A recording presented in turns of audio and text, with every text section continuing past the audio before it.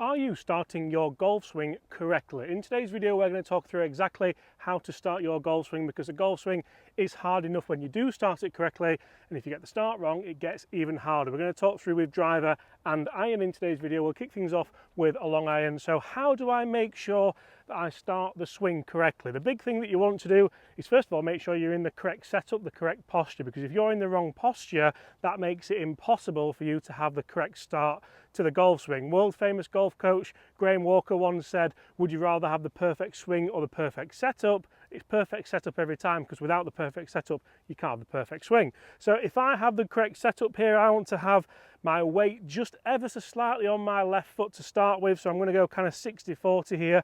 You'll see my feet are shoulder width apart. You'll see the ball positions nice and forward or central depending what club you've got. I've got a 4-iron here, so it's ever so slightly forward, but I still have my handle to make sure that shaft is nice and neutral. From here I feel like this is a nice setup. I'm a good distance away from the ball here, so I'll let that club sit nice on its lie angle, then take the grip there and then make sure I'm a nice distance away. I'm not reaching for it here, I'm not stood too close. Obviously that means I'm going to generally pick the club up or I'm going to take it around my body. So that's a really important start phase where you might think, actually that's not starting the swing, James, that's just generic posture and stance. But you have to get that right to be able to start the club correctly. So once I've got all that correct, how do I start the swing? What is my trigger movement here to make sure I start this golf swing correctly? I like to feel as though, I mentioned earlier, the weight's ever so slightly on your left foot. A lot of people might go, no, that can't be right, because my coach has always told me 50-50,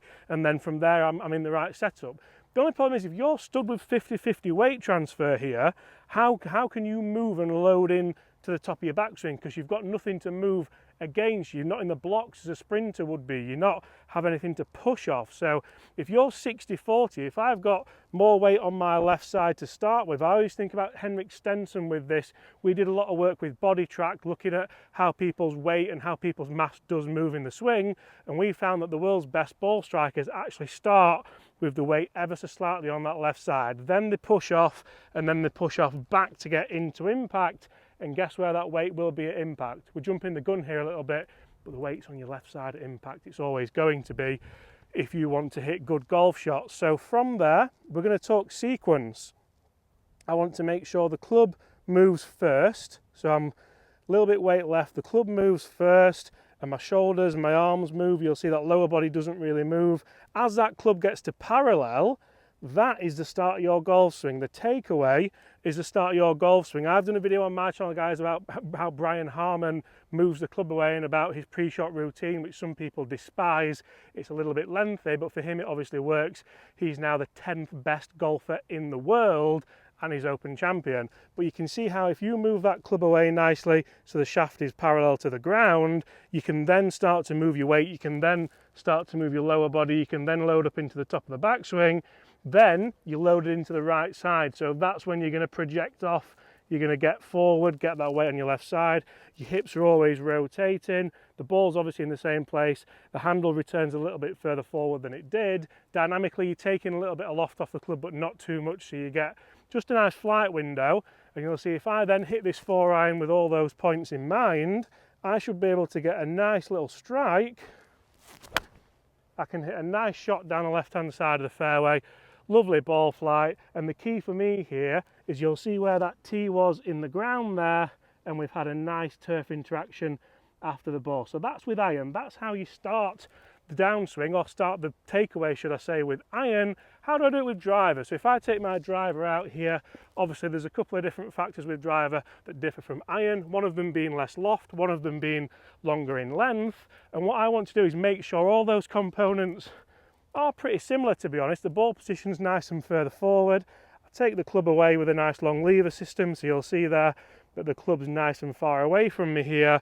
Load up to the top of the backswing. The key difference here is as I move down into the ball, my weight still goes to the left and I still rotate, but your sternum stays ever so slightly further back here, so I can hit the ball on the up. So that low point of the driver is pre-impact, is pre-ball. They're two really interesting ways and really good ways of starting your golf swing. Guys, now the drill master is about to give you a couple of drills to really help you with this.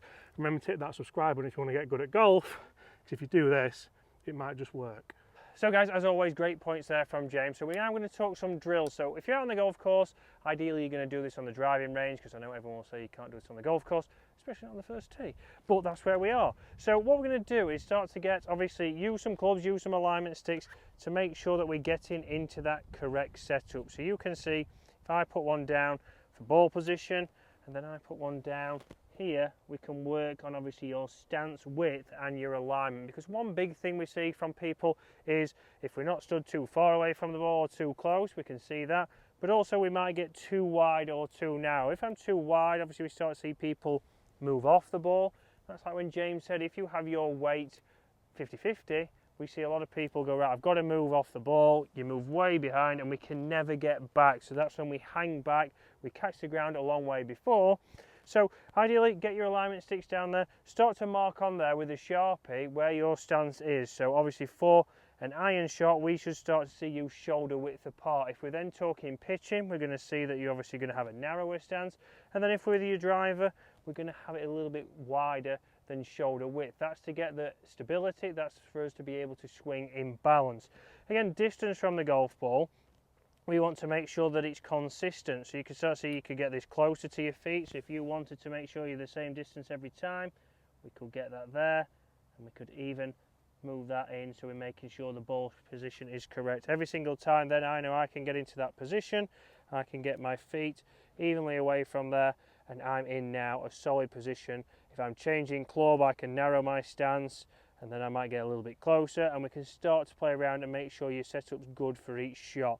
Obviously, from this position as well, what we want to see is, like James mentioned from face on, we don't want to see people with a 4-iron in the hands like this, and we have your hands angled back. So we're 50-50, then hands are angled back because it's a 4-iron, I want to get it in the air. That again is going to make that go really high, potentially miss hit it, but then go the same distance as your 7-iron. You think, well, my 4-iron is pointless, I need to get a hybrid. You start to buy a lot of clubs.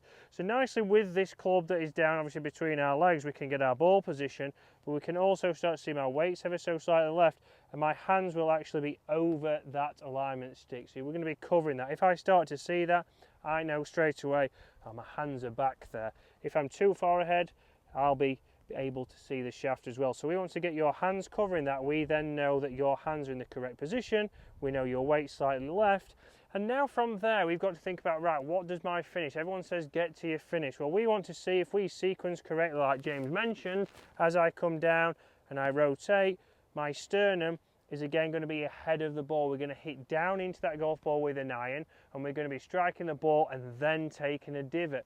If I'm hitting a driver, we know that your ball position will be on your left heel, and we will see that your sternum stays behind this alignment stick or club, and from there we're able then to hit slightly up on that ball and then get through into that finish on our left hand side. So it's a very simple thing to do, but again, simple things like setup are what people overlook. Everybody's being told, well, I need to get it into that position there, there, and then back down to here, then there, sometimes lay it off, and then from there I've got to get No, we want to get the basics right. We want to get your setup solid so we can come in, make sure my ball position is correct, make sure my weight's ever so slightly left with this iron, hands are over that shaft, and then from here I can make a nice solid swing and start to see a nice penetrating ball flight, a soft fade. And if we look where that ball was, the ball was in line with this club, we can see my divot is straight away after that. One other thing we can see there is, look how it is all of the club that has made the divot, so it's the same width as the club. That means I haven't gone through the turf with an open face, I haven't gone through it with a closed face, I've gone through nice and neutral, I've got a solid divot, I've got a solid strike, and if you do this setup, guys, on the driving range, it's going to help you get good at golf.